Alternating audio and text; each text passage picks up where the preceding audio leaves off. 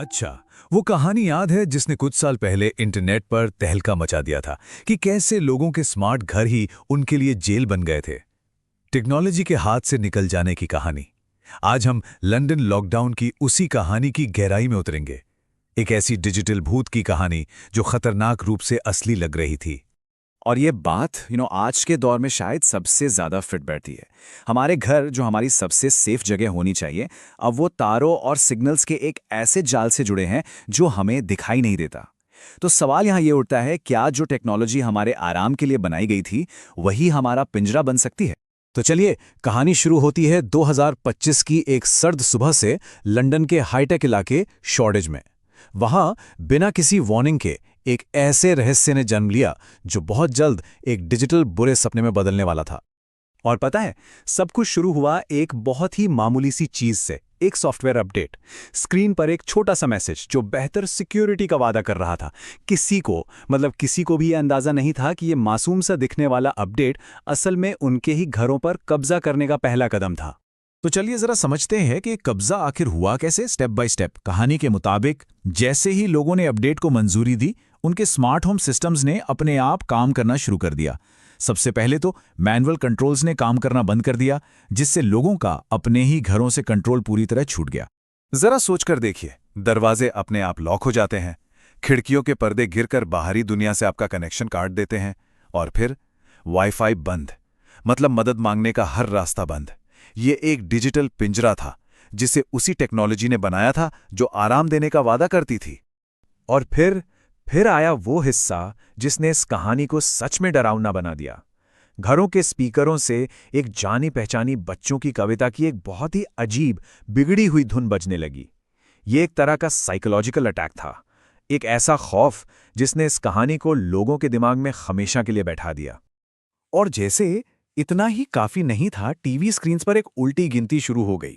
हर गुजरते सेकंड के साथ टेंशन बढ़ता जा रहा था, जो किसी अनजाने अंजाम की तरफ तेजी से बढ़ रहा था।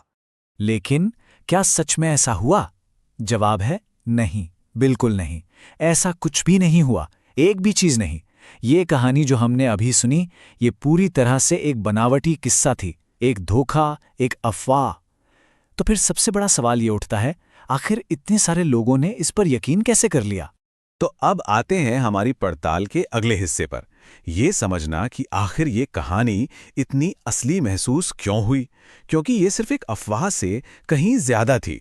ये टेक्नोलॉजी को लेकर हमारे उस डर को दिखाती है जो हम सबको है। अब यहाँ जो बात सबसे इंटरेस्टिंग है वो ये है कि कैसे तीन अलग अलग चीजों ने मिलकर गलत जानकारी फैलने के लिए एक परफेक्ट माहौल बना दिया। अनोखी मार्केटिंग, स्मार्ट होम सिक्योरिटी को लेकर हमारा डर और डीपफेक टेक्नोलॉजी की ताकत। चलिए इसे जरा और समझते हैं। इसे समझने के लिए अनकैनी वैली का कॉन्सेप्ट जानना बहुत जरूरी है। पहली M3 फिल्म के मार्केटिंग कैंपेन ने इसी बेचैनी वाली फीलिंग का बहुत चालाकी से इस्तेमाल किया, जिससे असली और नकली के बीच की लाइन धुंधली पड़ गई। और ये स्लाइड एकदम साफ साफ दिखाती है कि कैसे हकीकत और फसाने को मिलाया गया।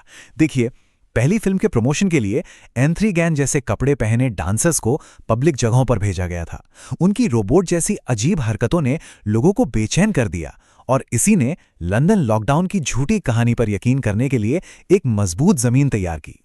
असल में ये कहानी हमारे एक बहुत ही असली डर से जुड़ी हुई थी, जो इंटरनेट ऑफ थिंग्स की सिक्योरिटी को लेकर कई लोगों में है। ये डर कि जिन स्मार्ट डिवाइसेस को हम कंट्रोल करते हैं, कहीं वो एक दिन हमें ही कंट्रोल न करने लगे। इस अफवाह ने बिल्कुल इसी डर पर निशाना साधा, और आखिर में खुद टेक्नोलॉजी ने ही इस धोखे को एकदम असली लगने वाले सबूतों का रूप दे दिया।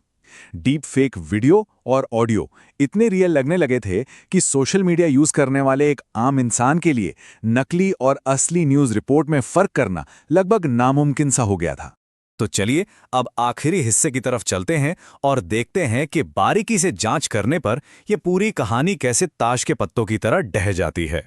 तो सबसे जरूरी बात यह है कि जो असली कैंपेन था वो बहुत चालाक और पूरी तरह से डिजिटल था। मतलब असल दुनिया में खतरनाक बिल्कुल नहीं। इसका मकसद लोगों को डराना नहीं, बल्कि ऑनलाइन दुनिया में एक बहस छेड़ना था। असल में हुआ ये कि M3 2.0 का प्रमोशन सोशल मीडिया पर चल रहा था।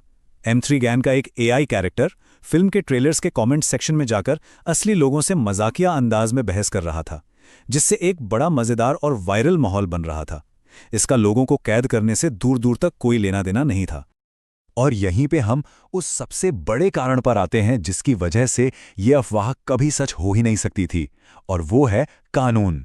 लोगों को उनके घरों में बंद करना वायरल मार्केटिंग नहीं कहलाता, इसे कहते हैं गैर कानूनी कैद। सोचिए, कोई भी फिल्म स्टूडियो इतना बड़ा कानूनी रिस्क क्यों लेगा? ऐसा करने पर तो उन पर अरबों डॉलर्स के केस हो जाते। ये एक बहुत सीधा लेकिन बेहद असरदार पॉइंट है जो इस अफवाह को पूरी तरह से खारिज करता है। तो आखिर में लंदन लॉकडाउन की ये पूरी कहानी क्या थी? ये एआई के ज़माने के लिए एक modern war of the worlds जैसा था।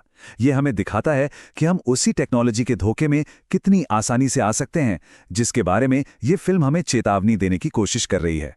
तो M3 गैन की कहानी तो झूठी निकली, लेकिन जो डर इसने हमारे सामने रखा, क्या वो असली नहीं है? ये हमें सोचने पर मजबूर करता है कि हम अपनी टेक्नोलॉजी पर कितना भरोसा करते हैं और कब यही भरोसा हमारी सबसे बड़ी कमजोरी बन सकता है। शायद हकीकत और वहम के बीच की वो लाइन उतनी मोटी नहीं है जितना हम सोचते हैं।